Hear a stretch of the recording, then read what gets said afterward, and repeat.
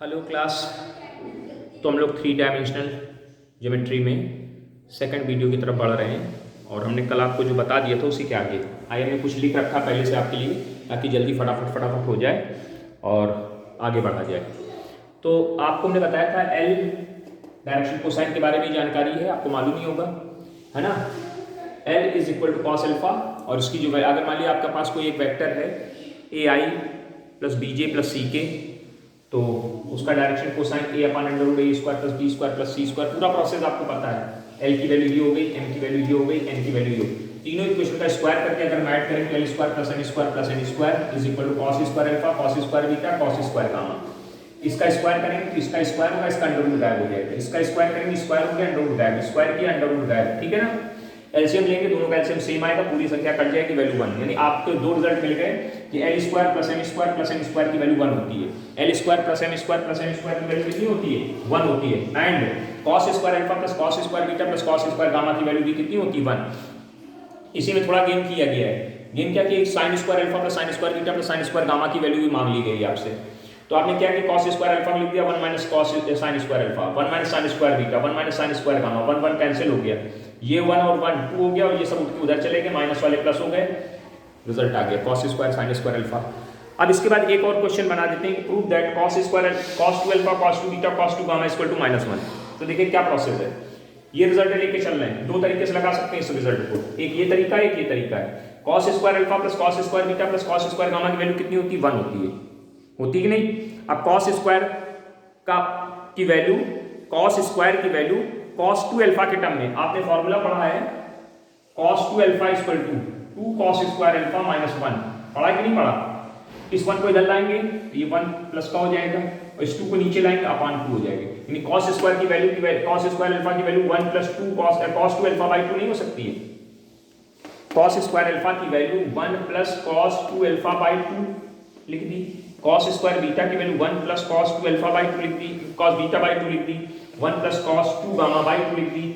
दोनों का एलसीएम 2 आया, 2 को उधर ट्रांसफर कर दिया, 1 और 1 मिलकर 2 बने, 2 से 2 कैंसिल हो गया, तो cos square alpha cos 2 alpha cos 2 beta cos 2 gamma equal to ये 1 उधर चला गया, -1। एक रिजल्ट ऐसे आया। अगर इसी को हम इस वाले फॉर्मूले से प्रूव करें साइन वाले से, तो भी ऐसे ही करेंगे।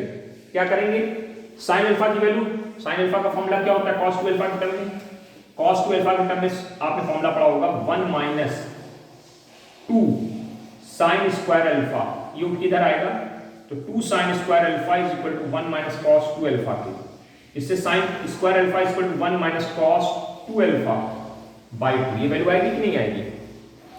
तो sin अल्फा की वैल्यू रख दी, sin स्क्वायर बीटा की वैल्यू रख दी, sin स्क्वायर गामा की वैल्यू रख दी, एलसीएम ले लिया, उधर शिफ्ट करा दिया, 2 दूनी कितना हो गया 4 हो गया, इधर 1 1 1 3 हो गया, 1 4 को इधर लाए माइनस, तो वही वैल्यू आ गई। यानी चाहे आप इसको ऐसे करें, इस वाले क्वेश्चन को चाहे ऐसे करें, दोनों तरीके आपके सामने में रखी है। इंपॉर्टेंट क्वेश्चन है, नोट कर लीजिएगा, जरूरत पड़ेगी इसमें कोई ना कोई पार्टीशन आपसे पूछा जा सकता है। ओके, नोट कर लिया। चलिए सर आगे बढ़ते हैं, है ना। हाँ आगे बढ़ते रहिए धीरे धीरे फटाफट। इतना लिखने में आपको टाइम लगता है, इसलिए मैंने पहले से लिख के रखा ताकि आपको जल्दी से जल्दी बता के इसको निपट जाया जाए। अगला क्वेश्चन आप सुनिएगा जरा, थोड़ा अच्छा क्वेश्चन है, इंपॉर्टेंट क्वेश्चन है। अब आप एक चीज पहले समझ लीजिए, L M N L1 M1 N1 are DCS of a line and L2 M2 N2 are DCS of other line। अब एक बात सुनिएगा, अगर ये दोनों लाइन, अगर मान लीजिए एक लाइन ये है, इसके direction cosine L1 M1 N1 है और इसके cosine direction L2 M2 N2 है, तो अगर ये परपेंडिकुलर लाइनें कैसी है, परपेंडिकुलर, तो एक कंडीशन होती है L1 × ML, अगर दो लाइनें आपस में कैसी हैं, परपेंडिकुलर है, ध्यान से बात को समझिएगा, अगर लाइनें कैसी हैं, परपेंडिकुलर लाइनें हैं, तो अभी हम लोग आगे पढ़ेंगे कि कैसे फॉर्मूला बनाया जाता है। चलिए इसको भी यहाँ छोड़ देते हैं, इसको हटाइए, बाद में बात करेंगे, है ना, जब आएगा मौका। अभी हटा दीजिए इसको, फालतू में आप टेंशन में आ जाओगे। चलिए आगे क्वेश्चन पहले देखते हैं हम लोग। अब हमारा जो अगला टॉपिक, इस टॉपिक को भी रोक देते हैं क्योंकि जब हम लोग लाइन पे वहां पे कंडीशन पढ़ेंगे उसी समय इसको बता देंगे आपको। चलिए अगला हमारा टॉपिक है इक्वेशन ऑफ आप समझिएगा ध्यान से, कॉन्सेप्ट को क्लियर ढंग से सुनते चलिएगा। Equation of a line passing through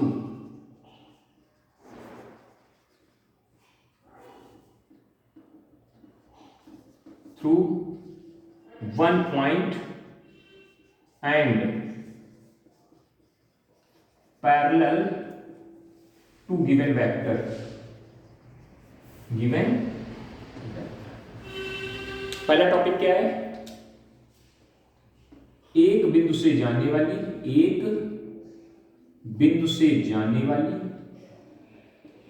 तथा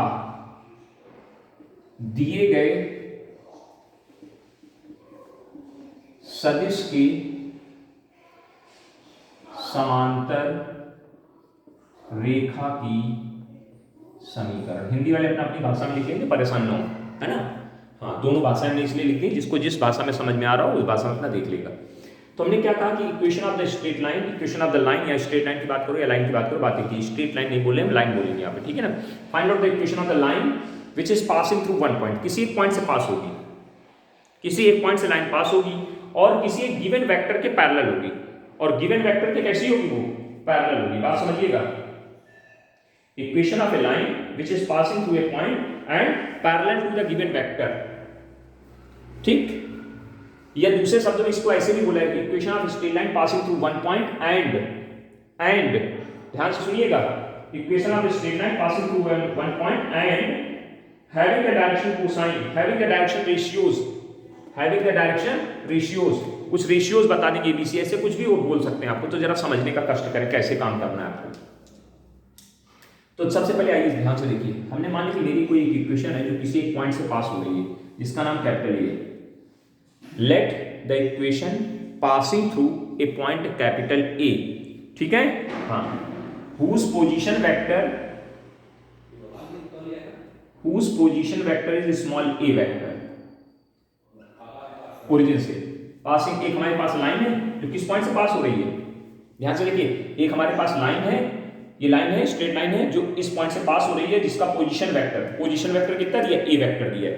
मतलब पोजीशन वेक्टर की बात चलिए, आप यहाँ पे पॉइंट जो चलेगा, पॉइंट वैसे नहीं देखना हमें इस तरह से देखना है। दोनों तरीके समझ, हमें दोनों इक्वेशन पढ़नी, वेक्टर इक्वेशन भी पढ़नी और कार्टेशियन इक्वेशन भी पढ़नी, समझना ध्यान से। And it is parallel to a given vector, एक वेक्टर हमको दे दिया, बी वेक्टर उसके पैरेलल है। हमारी स्ट्रेट लाइन एक पॉइंट से पास हो रही है और एक गिवन वेक्टर के पैरेलल है, तो कह रहे इस लाइन की इक्वेशन फाइंड आउट करिए। तो हमने पढ़ा था कि अगर हम किसी लाइन की इक्वेशन निकालते, किसी चीज की इक्वेशन निकालते, उस पर एक पॉइंट पी लेट करते हैं, 11th में पढ़ा था, तुमने इस पर एक पॉइंट क्या लेट कर लिया? पी, जिसका पोजीशन वेक्टर कितना हो गया? आर हो गया। अब चूंकि हम लोग वेक्टर की बात कर रहे हैं ना, इसलिए हम लोग इस तरह से बात करेंगे, सब कुछ पोजीशन वेक्टर के बारे में बताएंगे। Let a line passing through a point capital A, let a line passing through point capital A whose position vector is small a and it is parallel to given vector small b, ठीक, इतना अपने लिख कर line change करके लिखेंगे। and there is a point capital P on the straight line whose position vector is r, माना एक रेखा बिंदु A से होकर जाती है जिसका मूल बिंदु O के सापेक्ष इससे सदिश स्मॉल a वेक्टर है, स्मॉल a वेक्टर है, और यह दिए गए सदिश b के समांतर है, तथा रेखा पर कोई बिंदु P है जिसका मूल बिंदु के सापेक्ष इससे सदिश स्मॉल r वेक्टर है। हिंदी वाले अपने भाषा में सुन लीजिएगा। अब जरा एक चीज ध्यान से देखिए, इसमें इस फिगर को देखिएगा कैसे डेरिवेट कर रहे हैं, फॉर्मूला समझिएगा। ये कौन सा वेक्टर दिख रहा है आपको? AP vector. क्या दिख रहा है? AP वेक्टर पैरेलल है, देखो B vector, AP vector parallel है B वेक्टर, चेक कर लीजिए जल्दी से फटाफट, है ना। AP वेक्टर देखो, ये ऐसे देखिए, यहाँ पे हमको इसकी वैल्यू निकालनी है, जरा ध्यान से समझिएगा। हमें किसका पोजीशन वेक्टर निकालना है? हमें इस लाइन पे, तो जैसे वहां कार्टेशियन में हम लोग क्या करते थे, एक्स और वाई के टर्म में इक्वेशन लिखते हैं, आर के टर्म में लिखेंगे। तो OP वेक्टर किसके बराबर, पहले बताइए। आर वेक्टर को क्या बोलेंगे? OP वेक्टर बोलेंगे? हाँ बोलेंगे सर। OP वेक्टर को हम लोग लिख सकते हैं OA vector plus AP vector, लिख सकते हैं, हाँ बिल्कुल लिख सकते हैं। OA वेक्टर की वैल्यू देखिए ध्यान से, मिल जाएगी आपको स्मॉल a वेक्टर, लेकिन AP वेक्टर की वैल्यू नहीं मालूम है। OA वेक्टर ऐसे लिखा रहेगा, अभी बाद में लिखेंगे। AP वेक्टर के प्लेस पे गेन करने जा रहे हैं, क्या लिखेंगे साइड में देखना ध्यान से। AP वेक्टर देखो पैरेलल है, जो बता रहे थे आपको, समझिए AP वेक्टर पैरेलल है किसके? B वेक्टर के। है पैरेलल? हाँ पैरेलल, इसलिए हम लोग AP वेक्टर को क्या लिख सकते हैं? एपी वेक्टर को लैम्डा टाइम्स आप बी वेक्टर नहीं लिख सकते हैं। आपको पढ़ाया था पैरेललिटी जब हमने बताई थी दो वेक्टर्स की, कि अगर कोई एक वेक्टर दूसरे वेक्टर के पैरेलल तो लैम्डा टाइम्स होता है, यानी एपी वेक्टर के प्लेस में हम लैम्डा बी वेक्टर नहीं लिख सकते, लिख सकते हैं, और ओए वेक्टर के प्लेस में लोग क्या लिख सकते हैं, स्मॉल ए वेक्टर लिख सकते हैं। तो हमारे पास एक इक्वेशन आ गई R vector is equal to A plus lambda times of B vector, ये हमारा फॉर्मूला बन गया। इसको कौन सी फॉर्म बोलते हैं, vector form of the straight line. Vector form, कौन सी फॉर्म है ये, vector form of straight line. A क्या है, ए क्या है, ए पॉइंट होगा, जिसको बात करेंगे पॉइंट, उसको ए नाम देंगे, और जो पैरेलल वेक्टर होगा बी क्या होगा, पैरेलल वेक्टर होगा, पैरेलल वेक्टर। तो ये फॉर्मूला सीधे सीधे यूज करेंगे, R is equal to A plus lambda times of B vector. आपको एक पॉइंट से पास होने वाली लाइन की इक्वेशन निकल के बाहर मिल जाएगी तुरंत, कहीं कोई दिक्कत नहीं आएगी, तुरंत एक पॉइंट से पास होने वाली लाइन की इक्वेशन मिल के बाहर आ जाएगी। Equation of the line passing through the point, जो पॉइंट है वो पॉइंट हो गया ए, और जिसके पैरेलल होगा उसको क्या बोलेंगे, जिस पॉइंट के पैरेलल होगा उसको बी वेक्टर बोल देंगे।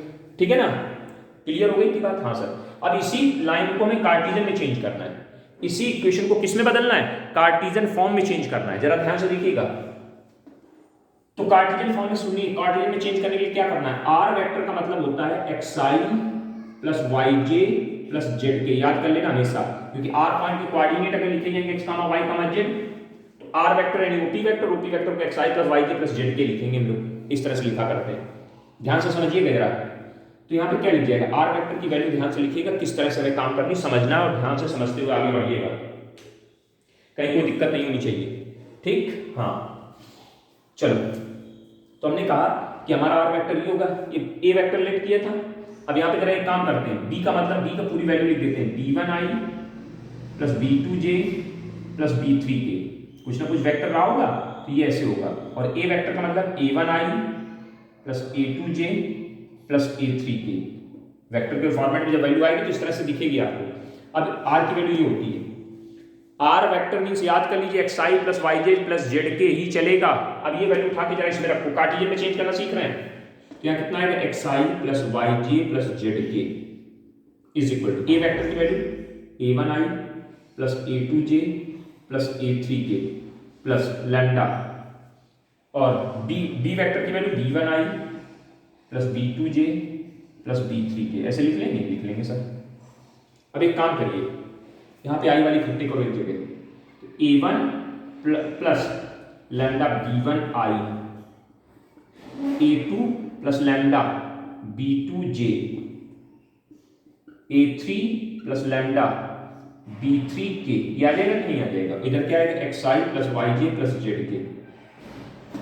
अब जरा देखो, दो वेक्टर आपस में बराबर हो तो कोफिशिएंट बराबर होते हैं, तो ये इसके बराबर करोगे, x किसके बराबर होगा, a1 प्लस लैम्डा b1 के, तो this implies x minus a1 is equal to lambda b1 के, तो this implies x minus a1 upon b1 is equal to lambda. ऐसे इसको जब y वाले को बराबर करो तो y इक्वल टू कितना आएगा, a2 प्लस लैम्डा b2, और z बराबर कितना आएगा, a3 दिख रहा है ना, प्लस लैम्डा b3। इससे इंप्लाइज करोगे तो x y minus b, y minus a2 is equal to lambda b2, this implies y minus a2 upon b2 is equal to lambda के। ऐसे इधर से क्या आ जाएगा, this implies z minus a3 upon b3, दिख रहा है, दिख रहा है, लास्ट में दिख रहा है अपॉन। तो देखो इन तीनों इक्वेशन से दो आरएचएस कैसे आए, सेम आए ना, तीनों इक्वेशन से आरएचएस कैसे आए, सेम आए, तो क्या इक्वेशन निकल के हमारे सामने आएगी, तीनों के आरएचएस बराबर है, तो हम लोग ये नहीं लिख सकते x minus a1 upon b1 is equal to x minus a2 upon b2 is equal to x नहीं आ पाई है z minus a3 upon b3। ये हमारी कार्टेशियन इक्वेशन हो गई, ये कार्टेशियन फॉर्मेट में इक्वेशन हो गई, ये वेक्टर फॉर्मेट में इक्वेशन हो गई। चेक कर लीजिए, equation of straight line passing through one point and parallel to a given vector, parallel to a given vector, vector format में बात कर वेक्टर। अब इसी को दूसरे शब्दों में बोल सकते हैं, equation of straight line passing through one point, एक पॉइंट से पास हो, and whose direction ratios are. तो डायरेक्शन रेशियोज का मतलब जो भाई, जब अगर दोनों वेक्टर अगर पैरेलल है तो जो डायरेक्शन रेशियो इसके होंगे वही डायरेक्शन रेशियो इसके होंगे, बात एक ही है। वो डायरेक्शन रेशियोज की बात कर देंगे, कहीं find out the equation of straight line passing through one point and whose direction ratios are b1 b2 b3, तो बात तो एक ही। ऐसे इक्वेशन वेक्टर फॉर्म में ये बनेगी, कार्टेशियन फॉर्म में ये बनेगी। तो चाहे डायरेक्शन रेशियोज बोले या चाहे पैरेलल वेक्टर बोले, बात एक ही। अगर दो वेक्टर्स आपस में पैरेलल हैं तो दोनों के डायरेक्शन रेशियोज सेम होंगे, है ना? पक्का पक्का। चलिए मिटा दिए जाइए। आइए सर इस पर सवाल लिखते हैं। सवाल कुछ पूछे जाएंगे, कुछ समझने हैं तो करने भी हैं। आपकी बुक्स में किताब में मिलेंगी, पढ़ते चलिएगा, समझते जाइए। Equation of straight line passing through one point, एक पॉइंट से पास करा रहे हैं इक्वेशन को। Equation of straight line passing through one point, है ना? तो आपको जो याद करना है वो समझ में आ जानी चाहिए बात, है? अब देखो, हमने यहाँ a1 b1 यूज किया है, a2 b1 सॉरी, हमने जो पॉइंट यूज किया वो a1 a2 a3 यूज किया है। हो सकता है कि किसी किताब में वो point x1 y1 z1 use करें या x1 x2 x3 यूज करें, और जो वेक्टर है वो abc में यूज कर दें, कोई उसकी दिक्कत नहीं। तो इक्वेशन कैसे लिख जाएगी? ऐसे लिख जाएगी, x minus x1 upon a equal to y minus x1 upon a, y minus x2 upon b, z minus x3 upon c। ऐसे किसी भी तरह से लिख दें। इसका मतलब पॉइंट हमारा क्या हो गया? ये x1 x2 x3 पॉइंट हो गया, और abc क्या हो गए? डायरेक्शन रेशियोज हो गए। x1 x2 x3 लिख सकते हैं या x1 y1 z1 लिख सकते हैं, जैसे वो पॉइंट चाहेंगे वैसे लिखेंगे। तो जिस तरह से वो पॉइंट रिलेट करेंगे वो पॉइंट आपका बना दिया जाएगा। चलो आगे बढ़ो, अब क्वेश्चन पे आते हैं, है ना? अब जरा ध्यान से समझ लो। पहले हमने जैसे अभी वेक्टर इक्वेशन लिखी थी, r इज इक्वल टू क्या लिखी थी? a plus lambda b vector. तो इसको ऐसे लिखा जाएगा, a की वैल्यू रख दी a1i, a2j, a3k रख दी जाए, plus lambda b1i, b2j, b3k। ऐसे अगर आपके पास इक्वेशन में लिख के दे दी, मान लीजिए ऐसे आपके पास एक इक्वेशन लिखी हुई और हम आपसे ये पूछें कि ये लाइन जो है, ये स्ट्रेट लाइन किस पॉइंट से पास हो रही है, तो इसका क्या मतलब होगा? दिस लाइन, मतलब अगर लाइन दे करके आपसे पॉइंट पूछा, पॉइंट नहीं दे रहे हैं हम आपको, हम उल्टी बात कर रहे हैं। हमने आपको इक्वेशन दे दी और आपसे पूछ रहे हैं किस पॉइंट से पास हो रही है, तो दिस लाइन पासिंग थ्रू कौन पॉइंट? a1 a2 a3। किस पॉइंट से पास हो रही लाइन हमारी? a1 a2 a3 से। ये पॉइंट होता है vector format. And line is parallel to b1i, b2j, b3k। किसके पैरेलल है? इस वेक्टर के पैरेलल। वेक्टर के पैरेलल, यहां पॉइंट नहीं लिख देना कि b1 b2 b3, पॉइंट के नहीं है। वेक्टर अगर पूछा है तो वेक्टर ये है। अगर ये पूछा जाए line is passing to this point and, और करके लिखना है, या दूसरा शब्द ये आएगा, and direction ratio of line. अगर डायरेक्शन रेशियो पूछ दिया जाए तो लिखेंगे b1 b2 b3, कॉमा लगा के। अब यहां के नहीं लिखेगा। दोनों बातें बहुत अच्छे तरीके से पूछना है। अगर वो वेक्टर पूछते हैं इस वेक्टर के पैरेलल है लाइन, तो आपको ऐसे आंसर करना है। अगर पूछें कि उस लाइन के डायरेक्शन रेशियोज क्या हैं, आपको ऐसे आंसर करना है। बहुत अच्छे समझना, नहीं बहुत दिक्कतें आएंगी बाद में कि आप शब्दों को समझ नहीं पाएंगे, कहीं सर में सवाल नहीं समझ में आया। ठीक है ना? कोई दिक्कत हो तो बताइए भैया।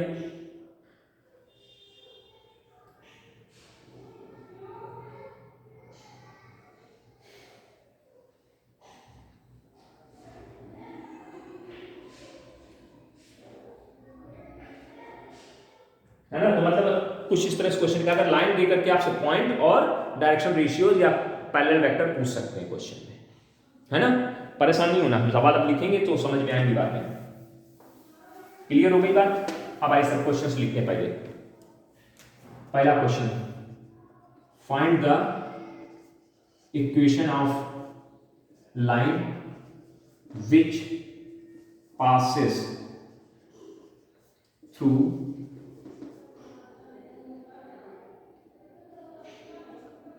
through 1, 2, 3 and parallel to a given vector 3i plus 5j minus 6k। Correct. एक हमारी लाइन है जो इस पॉइंट से पास हो रही है और इस वेक्टर के पैरेलल है, तो तुरंत बताइए जिस पॉइंट से पास होती है उसको हम लोग क्या नाम देते थे? A vector. A vector equal to कितना आ जाएगा? i cap plus 2j cap plus 3k cap. और जिसके पैरेलल होती थी लाइन उसको क्या नाम देते थे? b। क्या वैल्यू आ जाएगी? 3i plus 5j minus 6k। Given vector find out the equation of line, find the equation of line in vector form, which passes through the. और फिर लास्ट में लिखा है आल्सो इन कार्टेशियन फॉर्म। दोनों form में पूछ रहे हैं आंसर आपसे। चलिए हम दोनों तरीके से करेंगे। तो आई सर आपने वेक्टर फॉर्म में इक्वेशन क्या पढ़ी है? r equal to a plus lambda times of b vector. a कितना है? i plus 2j plus 3k और b वेक्टर क्या है? 3i plus 5j minus 6k। i वाली इकट्ठे कर दो, i कॉमन करोगे तो इससे 1 मिलेगा, इससे 3 लैम्डा मिल जाएगा। j वाले कॉमन करोगे तो 2 मिलेगा और 5 लैम्डा आ जाएगा, इससे 3 मिलेगा और यहाँ पे माइनस 6 लैम्डा आ जाएगा। कोई दिक्कत? ये आपकी वेक्टर फॉर्मेट में आंसर हो गया। ये किस फॉर्मेट का आंसर हो गया? वेक्टर। अब इसी को कार्टेशियन में चेंज करने कह रहे हैं, तो r के लिए क्या लिखना है आपको? हमेशा xi yj and zk। i 1 plus 3 lambda, j 2 plus 5 lambda, k नहीं देखो लिखा यहाँ पे, k 3 माइनस 6 लैम्डा। यहाँ k साफ कर दें, अब आ गया, दिखाई दे रहा होगा। अब दो वेक्टर्स आपस में बराबर हैं तो कोफिशिएंट बराबर कर दो i j के, तो क्या आ जाएगा यहाँ पे? This implies x is equal to 1 plus 3 lambda. तो दिस इंप्लाइज क्या आ जाएगा? x minus 1 equal to 3 lambda. तो दिस इंप्लाइज क्या आ गया? x minus 1 upon 3 is equal to lambda. हम सीधे फॉर्मूला लिख सकते हैं, लेकिन हम प्रोसेस समझ रहे हैं ताकि अगर हम भूल जाएं तो हम कर सकें। फॉर्मूला बनाना सीखिए, काम करना सीखिए, याद मत करिए। y इक्वल टू कितना आएगा? y इक्वल टू आएगा 2 प्लस 5 लैम्डा। तो this implies y minus 2 is equal to 5 lambda के। तो this implies y minus 2 upon 5 is equal to. ऐसे z इक्वल टू कितने के? 3 माइनस 6 लैम्डा। तो this implies z minus 3 is equal to minus 6 lambda के। तो this implies z minus 3 upon minus 6 is equal to lambda. तीनों की equation के RHS बराबर है, लैम्डा लैम्डा लैम्डा। तो क्या आ जाएगा? हेंस इक्वेशन ऑफ लाइन क्या आएगी? x minus 1 upon 3, y minus 2 upon 5 and z minus 3 upon minus 6। ये कार्टेशियन में आंसर हो गया और ये वेक्टर में आंसर हो गया। दोनों एक ही क्वेश्चन में दोनों बातों को समझाया, कार्टेशियन में भी आंसर समझाया और वेक्टर में कैसे बदलते हैं वो भी तरीका। हम सीधे फॉर्मूला भी बना सकते हैं, लेकिन फॉर्मूला मत याद, आप प्रोसेस याद करिए। वेक्टर में बदल गया तो r की जगह क्या लिख दोगे? r वेक्टर के प्लेस पे क्या लिखोगे? xi plus yj plus zk। फिर दो वेक्टर जब बराबर हो जाएंगे तो कोफिशिएंट बराबर कर दो, वैल्यू निकाल लो लैम्डा की तीनों इक्वेशन से और तीनों के लैम्डा बराबर कर दो, इक्वेशन बन के तैयार हो जाती है। ये प्रोसीजर आप यूज करिएगा, आसानी रहेगी। ठीक है ना? हाँ। अब देखो, अब कभी कभी क्या करें, अब जैसे ये क्वेश्चन दिया था, अभी अब मान लीजिए क्वेश्चन उल्टा कर देंगे, कहेंगे क्वेश्चन क्या है? If the equation of line is r vector is equal to किस तरह से लिख दिया? i plus 2j plus 3k plus lambda times of 3i plus 5j minus 6k। ऐसे लिखिए if the equation of the line is equal to, ये पूरी लिखी है, कोई दिक्कत है इसमें? Then find the direction ratio of line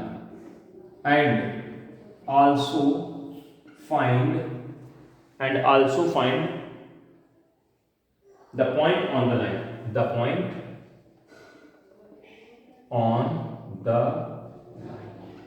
देखिए क्वेश्चन कैसे पलटा, मतलब इस बार आपको आंसर दे दिया और ये पूछ लिया कि ये लाइन किस पॉइंट से पास हो रही है और किस वेक्टर के पैरेलल है।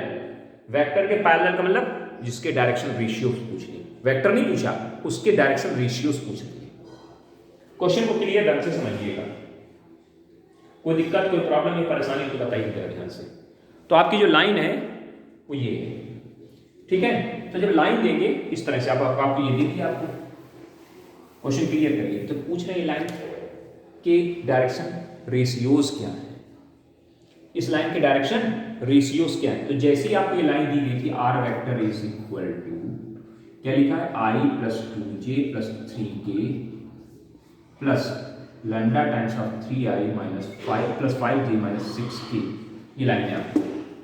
इसके क्या पूछ रहे हैं, डायरेक्शन रेशियोज। तो ये जो डिनोमिनेटर में लिखे होते हैं ये डायरेक्शन रेशियोज होते हैं, और ये जो लिखा होता है ये पॉइंट होता है। तो कुछ नहीं करिए, आप इस लाइन को सीधे सीधे कार्टेशियन में चेंज कर लीजिए फटाक से। लाइन को जो भी लाइन दी हो, अभी तो ऐसे दी, अभी ये लाइन ऐसे लैम्डा इधर उधर कर देंगे, मतलब आई वाली एक जगह, जे वाली एक जगह, के वाली, इसमें तो अलग अलग पड़ा हुआ है। तो आपको क्या करना है, आपको कुछ नहीं करना है, इसको कार्टेशियन में चेंज कर देना है। xi plus yj plus zk is equal to i common करेंगे 1 प्लस 3 लैम्डा, j कॉमन करेंगे 2 माइनस प्लस 5 लैम्डा, और k कॉमन करेंगे 3 माइनस 6 लैम्डा। आ गया। ऑन कंपेयरिंग कर देंगे फटाफट, ये लाइन बन के आ जाएगी। अब जैसे ही लाइन बन के आएगी तो hence direction ratios of line क्या होंगे, 3, 5, -6। डायरेक्शन रेशियोज पूछे गए तो 3, 5, -6 ये direction ratios. And point on the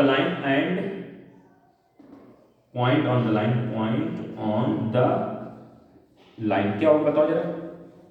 अब देखो ये बहुत ध्यान देना, यहाँ हमेशा बीच में माइनस होना चाहिए, कभी कभी यहाँ प्लस लिखा होगा तो पॉइंट को माइनस बना करके बताना।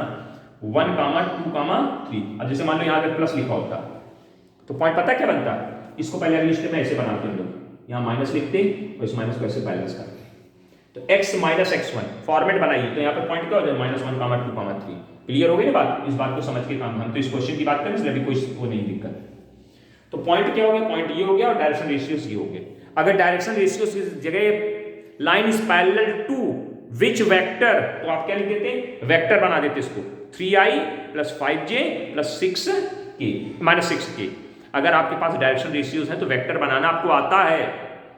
वेक्टर पूछे तो वेक्टर में आंसर करना, रेशियोज पूछे तो ऐसे लिखना कॉमा लगा के। ठीक है, समझ में आ गई होगी बात। अच्छा आगे बढ़ गए, इतनी बातें आपको समझ में आ गई।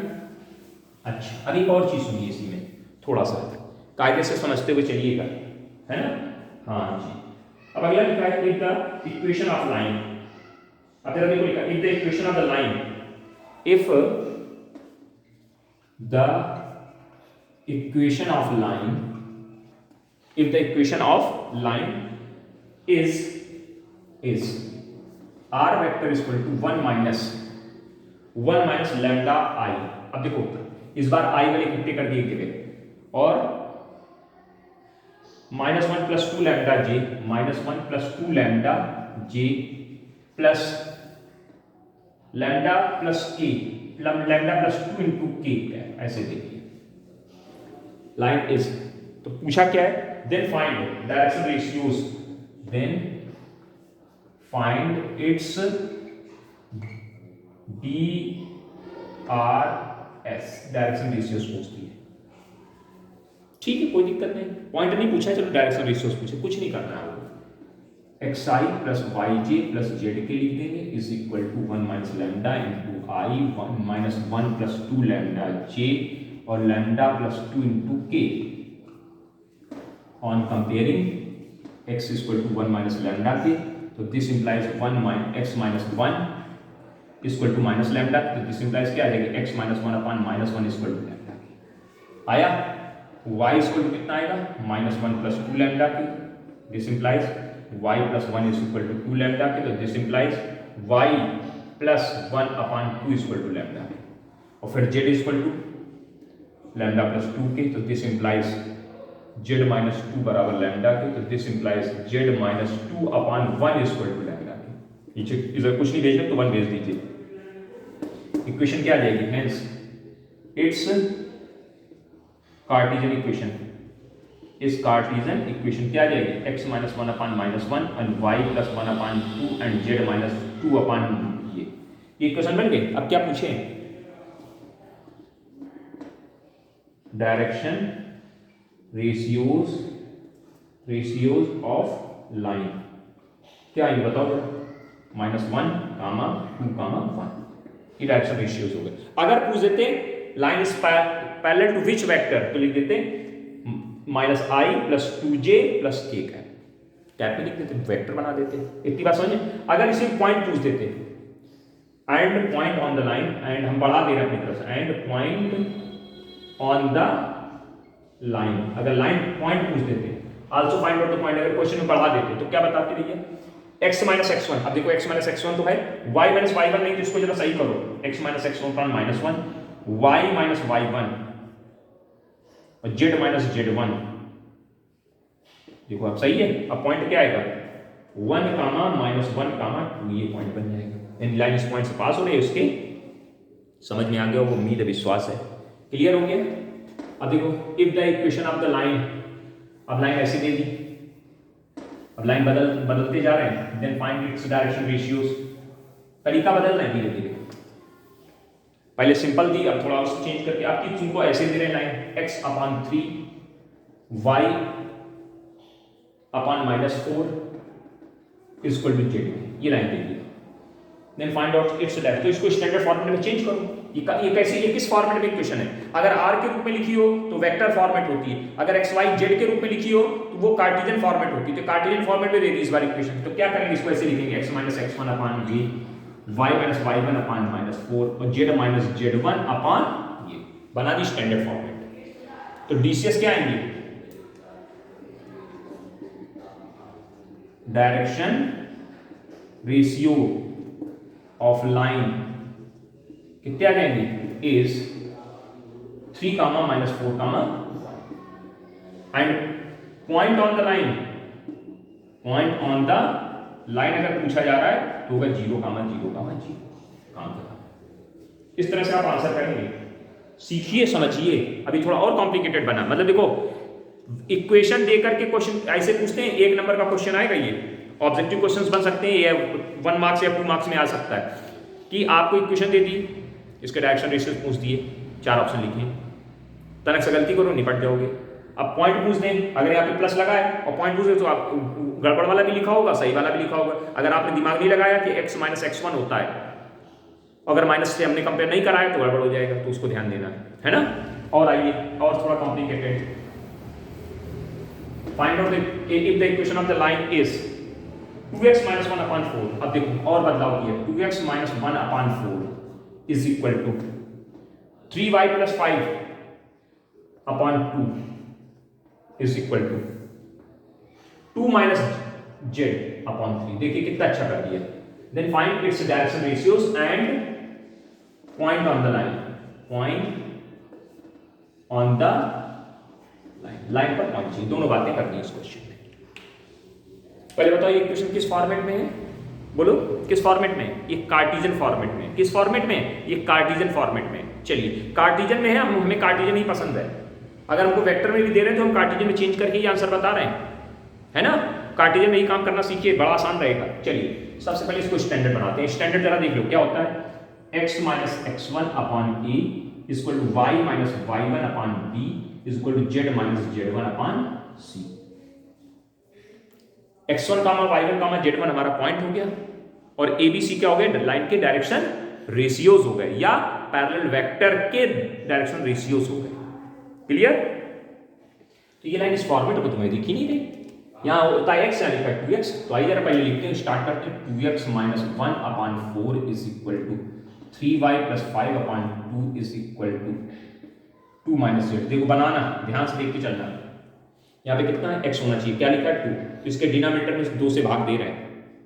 इसके डिनोमिनेटर में हम क्या कर रहे हैं, 2 से डिवाइड करा दीजिए। डिनोमिनेटर में 2 से डिवाइड करा दीजिए जल्दी फटाक से। अगर डिनोमिनेटर में 2 से डिवाइड करा दें तो कुछ काम बनेगा, तो बैलेंस की बात होगी। अगर यहाँ पे 2 है, यहाँ पे कितना है 2 है, तो 2 से डिवाइड करा रहे हैं, तो यहाँ क्या है x - 1/2। अगर डिनोमिनेटर को 2 से डिवाइड करें तो न्यूमरेटर, अरे उल्टा बोल दिए, अगर न्यूमरेटर को 2 से डिवाइड कराए तो डिनोमिनेटर को भी 2 से डिवाइड कराएंगे। न्यूमरेटर में 2 से डिवाइड करा दिया, या दूसरे शब्दों में ऐसे कहेंगे 2 कॉमन कर लिया, जो भी कोएफिशिएंट उसको जबरदस्ती कॉमन कर लो, खत्म करो बात, डिवाइड छोड़ दो। 5/3/2, कोई दिक्कत नहीं, कोई दिक्कत नहीं। इसको देखो यहाँ पे जेड माइनस जेड वन होता है, यहाँ उल्टा लिखा है तो माइनस वन कॉमन करिए, माइनस वन कॉमन कर लिया तो जेड माइनस टू लिख जाएगा अपॉन 3। अब इसको सिस्टमेटिक करिए, इसमें ये कट रहा है, ये इसको नीचे भेज देखो, जैसे इसको कहाँ भेज दें, नीचे भेज दें। जैसे ऐसे कहीं लिखा होता है 2x अपॉन 5 लिखा होता है, इसको ऐसे नहीं लिख सकते x अपॉन 5/3, 5 अपॉन 2, इस 2 को नीचे भेज दिए तो वही काम याद करिए। क्या लिख जाएगा रजिस्टर में, x माइनस 1/2 अपॉन 4/2, इसको क्या लिख सकते हैं y प्लस 5/3 अपॉन 2/3, इसको क्या लिख सकते हैं z माइनस 2 अपॉन 3 अपॉन -1, नीचे भेज दिया मैं सीधे सीधे। अब इसको कायदे से जरा लिखिए तो क्या आ जाएगा x माइनस 1/2 अपॉन 2 और यहाँ कितना आएगा y माइनस 5/3 अपॉन 2/3, सही है। और यहाँ क्या आएगा z माइनस 2 अपॉन -3। चेक करो जल्दी जल्दी फटाफट। अब क्या पूछे गए, direction ratios of the line, hence direction ratios of line बताओ क्या होंगे जल्दी से। स्टैंडर्ड हो गया x minus x1, y minus y1, z minus z1, ABC ये लिखे हैं। 2, 2/3, -3 are the direction ratios of the line, and it's passing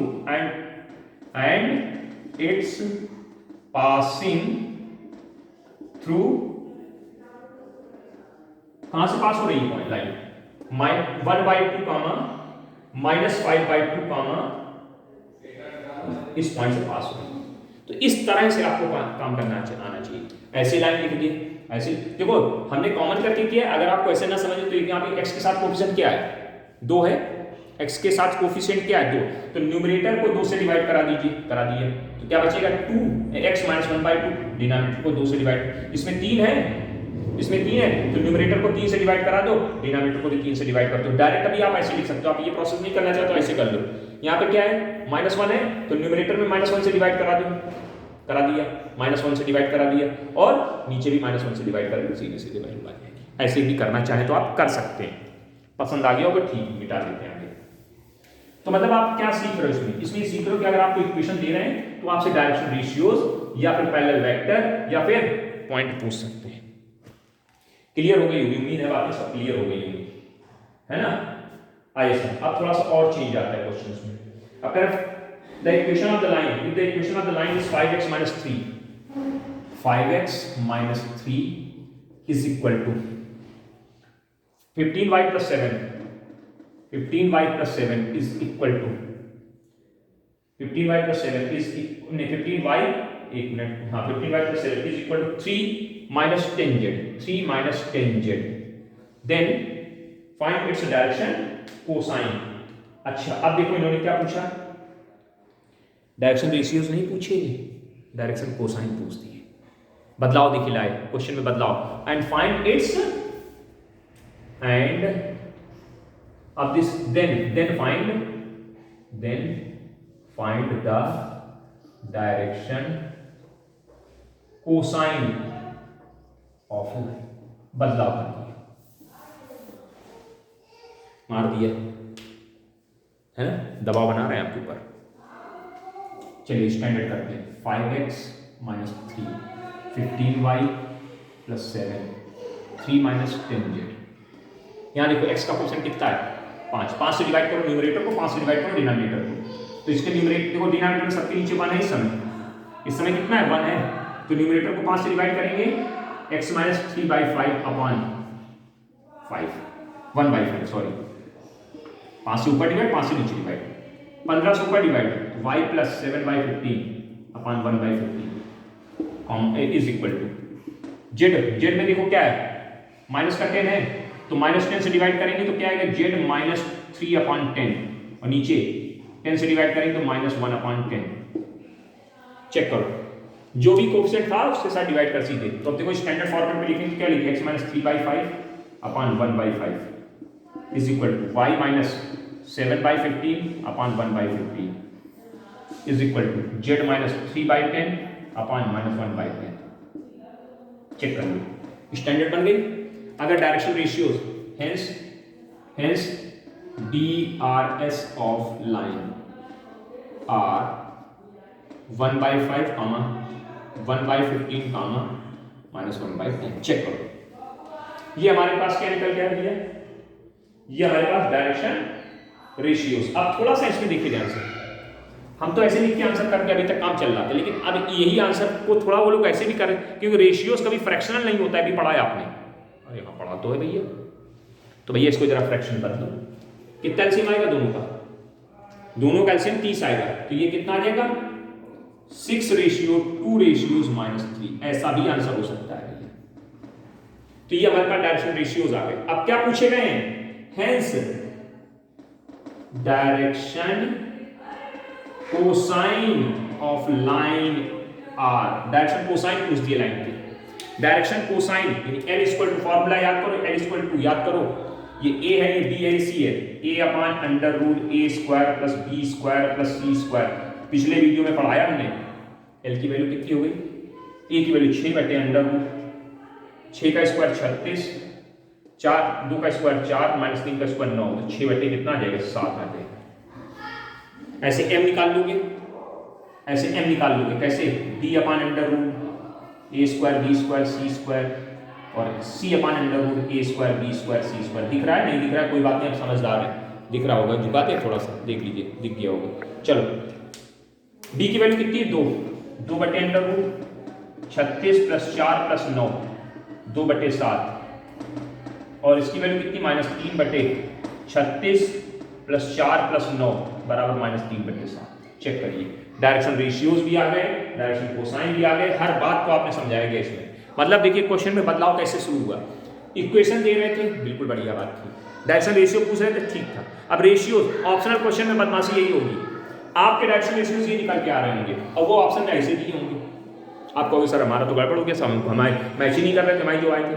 अरे भैया रेशियोज कभी फ्रैक्शनल नहीं, फ्रैक्शनल में भी दे सकते हैं वो और नहीं भी दे सकते, दोनों बातें हैं। अगर फ्रैक्शनल में नहीं दिए तो तुरंत आपके दिमाग में आना चाहिए कि इसमें हम फ्रैक्शनल हटाना पड़ेगा। कैसे हटेगा, एलसीएम लीजिए, तीनों का एलसीएम कराया, जो एलसीएम उससे सब में गुणा करा दीजिए, अपने आप खत्म। ऐसे आगे, और जब भी डायरेक्शन कोसाइन पूछेंगे तो इसमें कैलकुलेशन में टाइम लगेगा, आएगा यही, लेकिन इसमें कैलकुलेशन में टाइम लगेगा, तो हमेशा इसे बदल दिया करना। बातों को ध्यान से पकड़ने की कोशिश करिए, एक शब्द को पकड़िए, नहीं दिक्कतें आएंगी, फिर आप कहोगे हमको समझ में नहीं आ रहा है। मुझे कंफर्म है, क्लियर, कोई दिक्कत हो बता दीजिए, कोई समस्या हो तो बता दीजिए, कोई डाउट हो तो बता दीजिए। ओके चलिए, है ना, समझ में आ गया होगा, कहीं कोई समस्या नहीं होगी, कोई प्रॉब्लम नहीं होगी, कोई दिक्कत नहीं होगी। अगर पॉइंट पूछे तो पॉइंट अब बता लोगे, उसमें कोई दिक्कत वाली बात नहीं है। तो डायरेक्शन कोसाइन भी पूछ सकते हैं बीच में आपसे, तो क्वेश्चन को बहुत ठीक से पढ़ करके काम करिएगा, है ना, हाँ जी, क्वेश्चन को बहुत ठीक से पढ़ करके काम करिएगा। चलिए एक और लाइन बनाते हैं, एक और क्वेश्चन देखते हैं, एक और क्वेश्चन को देखने का कष्ट किया जाए। अब प्रॉब्लम पता कब आती है, अभी तो 3 बराबर है, जैसे अब देखो बदलाव शुरू करते हैं, जरा समझिए क्वेश्चन, 3 क्वेश्चन और देखते हैं अभी। करें इफ, अब तीसरी वैरायटी देखिए, मतलब अगली वैरायटी देखिए, if the equation of line is x minus 2/2 is equal to 2y minus 5/3 minus 3, comma लगा दिया और z इक्वल टू -1 लिख दिया। Find its direction ratios and point on the line, and point on the line. अंतर देखो क्या है, अंतर है सर, यहाँ 3 बार बराबर लगा के 2 में बराबर लगाया, 1 में कॉमन लगा के उसको अलग कर दिया, मार दिया। ऐसे क्वेश्चंस बड़ी दिक्कत करते हैं, उनको जरा समझिए, थोड़ा सा प्रयास करिए कि समझ में आ जाए बात। समझ लीजिए समझ लीजिए समझ लीजिए, बार बार मैं कह रहा हूँ समझ लीजिए, एक एक चीज को समझने की कोशिश करिए, कहीं कोई दिक्कत नहीं आनी चाहिए, है ना। प्रोसीजर को समझिए पहले क्या करना है, तो जो बराबर है पहले दोनों उनको देखिए, x minus 2/2 is equal to 2y minus 5/3 is equal to lambda मान लीजिए इसको अलग, एंड z,